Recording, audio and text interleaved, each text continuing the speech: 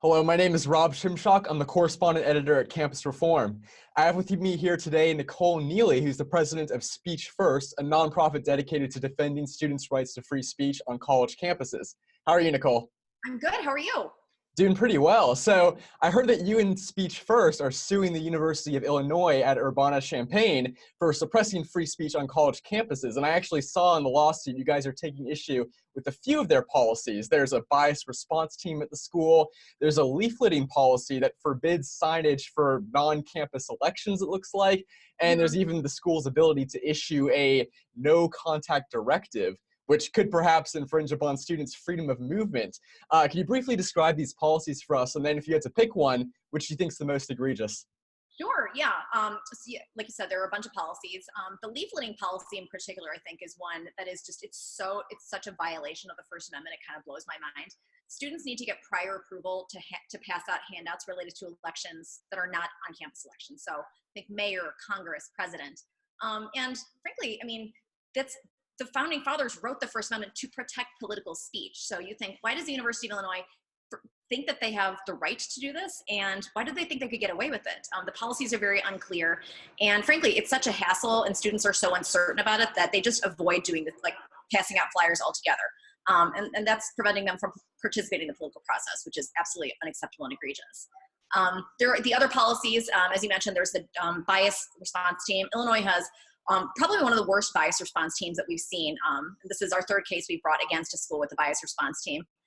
They have a really explicit annual report that they post on their website every year. I definitely recommend your viewers to go check it out. It goes into excruciating detail about the kinds of incidents that are deemed hateful and biased on campus. The dorms also have their own separate bias response protocol. So not only can you get in trouble for doing something on campus, but you can also get in trouble for doing something in your dorms. And then finally, this no contact directive. It's the equivalent of an on-campus restraining order. And those have been issued against students on the basis of speech alone. Actually, against a campus reform reporter last year or 2 years ago, because he simply reported on an incident. He wasn't even present and he received a no contact directive. So it's mind-boggling that the university has granted themselves these broad powers, and that's why we thought it was worth challenging in federal court, because Illinois students deserve better. Right, so speaking to another angle of that lawsuit, I know the lawsuit notes the school's bias assessment response team, and apparently they investigate students and alumni who dress up as the school's former mascot. Can you tell us a little more about this? Sure, and so this has particular resonance with me because I am an alumni of the University of Illinois. So they got rid of their mascot. It's an Indian mascot named Chief Illinois in 2007.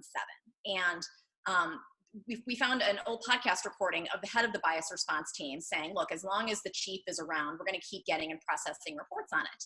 It's interesting because you know what, the school actually still maintains and enforces its trademark on the chief. And so with one hand, the school is collecting revenue. And on the other hand, the school is busting their kids with it. And I mean, you can't do that. And you know, this is an issue that a lot of alumni, a lot of students feel very passionately about. And if these are discussions that people can't have, period, I mean, you're not making the issue go away. All you're doing is driving it underground. And as we know, censorship never works. Right, I'm not so sure that policy or really initiative by the bias team is even reflective of the national discourse, because I remember a Washington Post poll in which 90% of Native Americans were actually fine with the mascot of the Redskins, for instance. So what do you think for this lawsuit the school's response is going to be? Because something tells me they're not just going to roll over. So what kind of arguments do you think they're going to make? You know, what we've seen in other cases is schools say, well, the bias response teams aren't punitive. They're just educational. It's voluntary. And, you know, I think that ignores the power dynamic of what's going on with students. If you, as a freshman, sophomore, junior, I mean, frankly, like, it doesn't matter how old you are. If you get an email from the dean of students calling you into a meeting, how voluntary do you think that is? I mean, like, let's think about the power dynamics here. And one thing that we've uncovered in this lawsuit is that it actually goes on students' internal records that are visible not only to members of the bias response team, but other departments. There was a student who was called in for a meeting with his advisor, and he said, oh, I saw that, you know, you've gotten in trouble this semester, referring to a bias response report that was made against him. And so that's real concrete damage. You know, is that going to be held against you if you apply for a scholarship, if you apply for a study abroad program? You know, that's really grossly inappropriate, because this is constitutionally protected speech. This is a state school. They are bound to uphold the First Amendment. And to do this to students is just a sick violation of that. Right now, this isn't the first lawsuit that you filed against the school for censorship either. I think you referenced earlier there are two other ones against the University of Michigan and University of Texas. What do you think really distinguishes the Illinois lawsuit, and if you could kind of compare it to the other two? Oh, they're all great and they're all special in their own way. One thing I like about this lawsuit is that it brings a little bit of balance into my house because my husband is an alumni of the University of Texas. And so now we have sued both his school and my school. So it's not as weird at home. The Michigan case is the farthest along. We just had a hearing on that before a panel in the Sixth Circuit on May 2nd. So we'll see where that comes back. We're still waiting on our motion for a preliminary injunction against the University of Texas. That's in the district court level right now.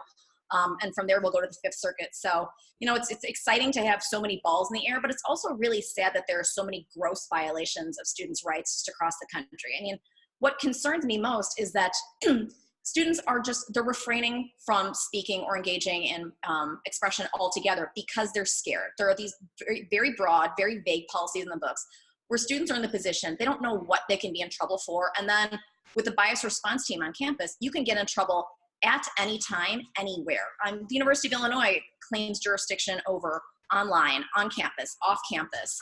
The head of the bias response team on this podcast said a student could be on spring break in Alabama, and if they break a window, that falls under our jurisdiction. I mean, that's crazy. That's absolutely crazy that they can do that. I mean, that's more than local police forces do. And so to see the broad powers that these schools have allotted themselves, I mean, it's time for them for this to be reined in. And so we hope that by doing this, across the country, it's sending a message to schools, nearby, in their area, in their circuit courts. You can't get away with this. And if you do, we're going to come for you. Sure. Now, tying this into the larger national narrative, we saw earlier this year that a conservative got punched in the face on UC Berkeley's campus. Now, President Donald Trump, after that, he issued an executive order on campus free speech, threatening schools with the loss of their research grant money if they were to infringe on students' free speech rights. Now, do you think that this executive order will make any difference in the adjudication of this University of Illinois case? According to campus reform reporting, University of Illinois receives almost $360 million a year in federal funds. And so if I were the University of Illinois, I would definitely be paying close attention to what comes out of the White House. We're still in a rulemaking process, so we're not sure where exactly that stands. I know OMB is working with the heads of the different cabinet agencies to figure out what those rules are. And this administration obviously wants to work through the proper processes and not just do, a phone call and a pen. That being said, certainly it is something that schools should be paying attention to. But, we didn't bring this lawsuit to try and get Illinois to lose federal funding. But it's a very, very strong consideration for these schools to get their policies in line. It shouldn't have had to come to this in the first place. The president shouldn't have had to sign an executive order.